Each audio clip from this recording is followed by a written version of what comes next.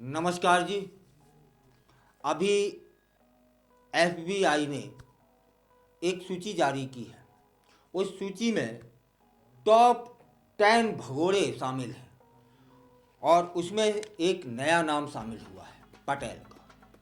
तब फिर उनका यह नाम इसमें शामिल क्यों हुआ, यह जानने का हम प्रयास करते हैं, क्योंकि एक बेहद गंभीर और चौंकाने वाली कहानी है पटेल के साथ जुड़ी है।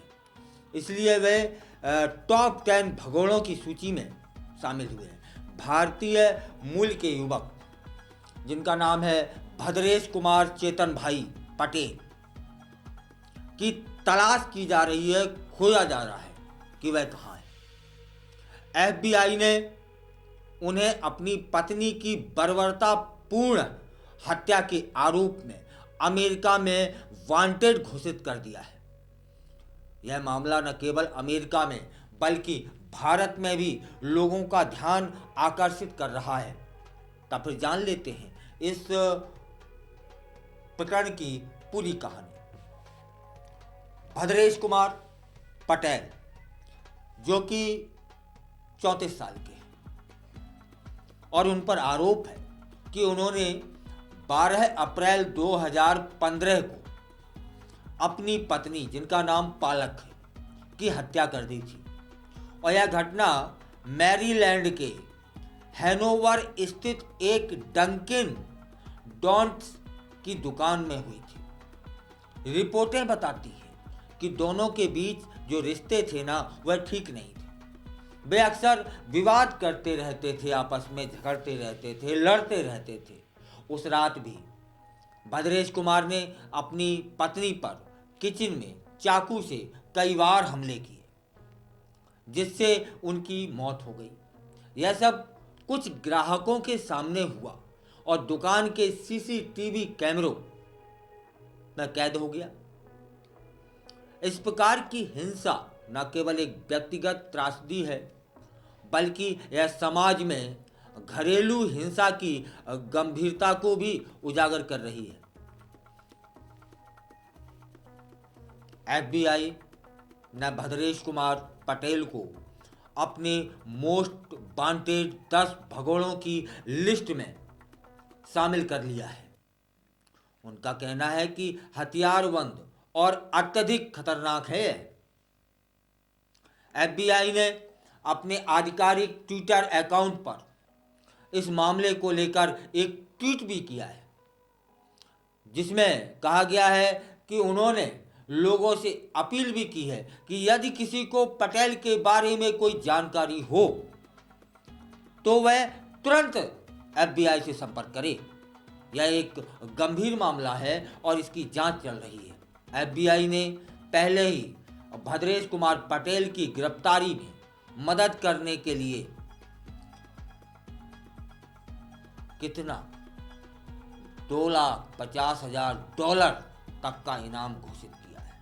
$250,000 यह राशि इस बात का संकेत है कि अमेरिकी सरकार इस मामले को कितनी गंभीरता से ले रही है। भद्रेश कुमार का आखिरी पता न्यू जर्सी का एक होटल था, जहां उन्होंने न्यूयॉर्क ट्रेन स्टेशन की ओर जाते हुए उन्हें देखा गया। इसके बाद वे फरार हो जाते हैं और पुलिस और एफबीआई उनकी लगातार तलाश कर रही होती है। अभी तक पकड़े नहीं जा सके हैं। यह मामला न केवल एक हत्या का मामला है, बल्कि यह हमें सोचने पर मजबूर करता है कि कैसे घरेलू हिंसा कभी कभी इतने गंभीर परिणामों का कारण बन जाती है।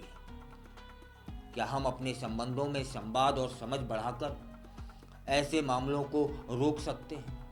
यह एक महत्वपूर्ण सवाल है, चिंतनीय सवाल है। पालक और भद्रेश कुमार के बीच रिश्ते ठीक नहीं थे।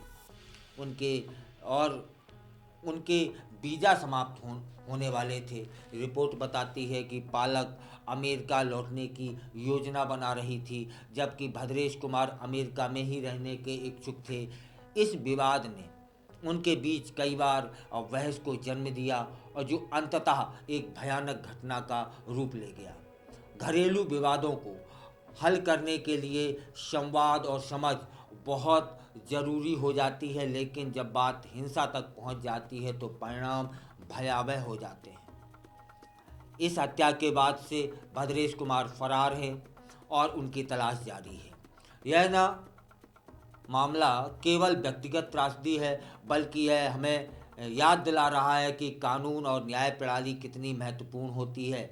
जब कोई व्यक्ति कानून का उल्लंघन करता है तो उसे सज़ा मिलनी चाहिए, लेकिन जब वह फरार हो जाता है तो न्याय प्रणाली को चुनौती मिलती है।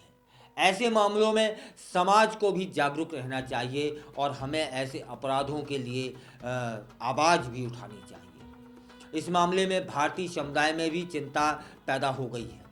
प्रवासी भारतीयों के लिए यह एक चेतावनी हो सकती है कि वे अपने संबंधों में समझदारी से काम लें और किसी भी प्रकार के विवाद को गंभीरता से लें। हमें यह सुनिश्चित करना चाहिए कि हमारे समाज में ऐसे अपराध न हों और परिवारों को जो तोड़ दें। ऐसे झगड़ों से बचना चाहिए। एक अच्छे माहौल का